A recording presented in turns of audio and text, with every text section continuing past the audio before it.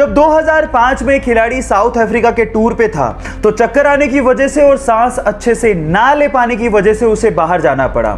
जब जांच हुई तो पता लगा कि उसके दिल में छेद है। इलाज कराने के बाद उसे एक बात तो समझ में आ गई थी कि लाइफ बहुत ही अनप्रेडिक्टेबल है, कल का भी भरोसा नहीं है। इसलिए पॉजिटिवली उसने डिसाइड किया कि वो अब खुल के जिएगा और खुल के खेलेगा।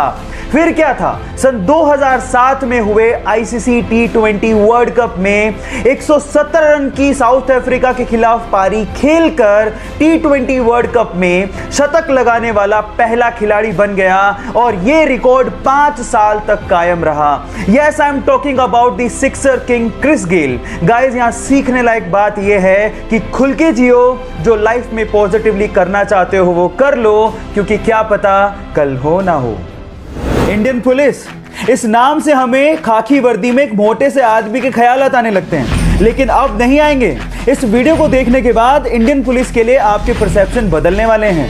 नाम है सचिन अतुलकर, उम्र 34 साल, पेशे से आईपीएस और अभी उज्जैन में एसपी की पोस्ट पर तैनात हैं। लेकिन बॉडी के मामले में सलमान खान, जॉन इब्राहिम, ऋतिक रोशन तक पानी भरते हैं।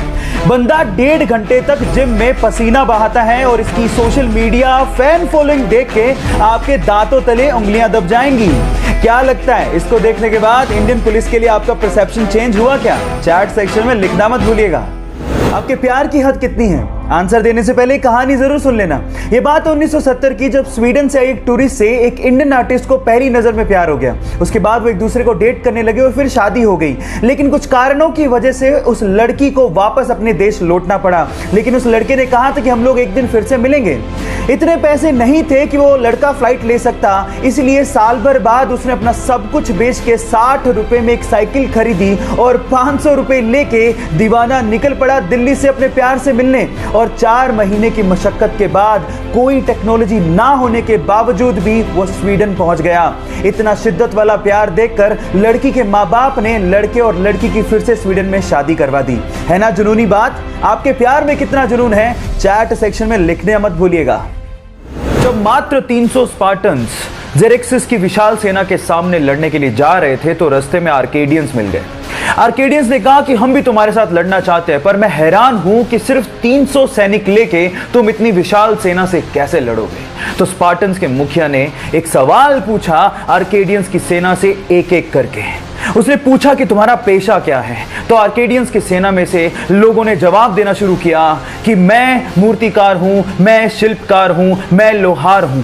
फिर स्पार्टन्स के मुखिया ने अपनी सेना से सवाल पूछा कि तुम्हारा पेशा क्या है? तो उन सब ने जवाब दिया, खून, खून, खून। सबक यह है कि जंगें सैनिकों से नहीं, हौसलों से जीती जाती हैं।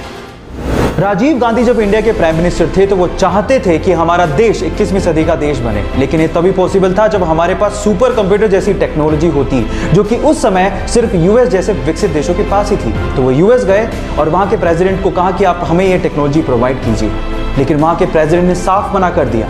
जब वो भारत वापस आए और भारतीय वैज्ञानिकों को संबोधित कर रहे थे तो वो लिटरली रोने लगे और कहा कि मेरा सपना अधूरा रह गया। तब यहाँ के साइंटिस्ट लोगों ने कहा कि आप हम पे भरोसा क्यों नहीं करते, आप हमें फंड दीजिए, हमें मदद कीजिए, हम आपको सुपर कंप्यूटर बना के देंगे। उसके बाद सीडेक जैसी संस्था ने 3 साल की कड़ी मेहनत के बाद भारत को अपना पहला सुपर कंप्यूटर दिया, जिसका नाम था परम 8000। सो गाइज, यहाँ सीखने लायक बात यह है कि अगर आप बिलीव करो तो इस दुनिया में हर काम पॉसिबल है। So believe in yourself.